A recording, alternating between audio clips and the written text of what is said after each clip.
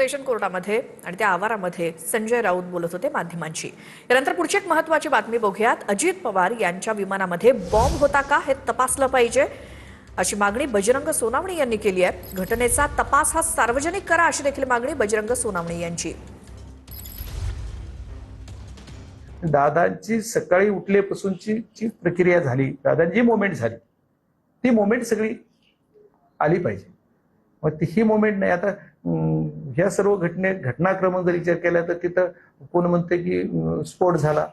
तुम्ही जरी 9 ते 8:46चं जे फुटेज दिसतंय, जे मी बघितलं, त्या फुटेजमध्ये काय दिसतंय बघा तुम्ही, काय दिसतंय? फ्लाईट टच होऊन क्रॅश नाही झाला, नाही। त्याच्यात मला जेवढं कळतंय, ठीक आहे, तुम्हाला क्रॉस झालं, टिल्ड झालं, ठीक आहे, पण जमिनीला टच व्हायच्या अगोदरच ब्लास्ट झालाय।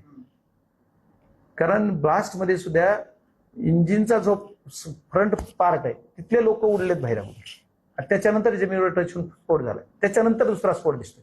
म्हणजे मग ही घटना काय असू शकते? त्याच्यात संशय नाही का?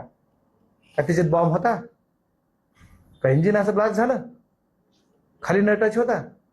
म्हणजे मी काय टेक्निकली माणूस नाही एवढा, पण मला जे स्वप्न पडत नाही, ती मला जे दिसतंय तुमचा जी प्रथमदर्शी जे दिसतंय डोळ्याला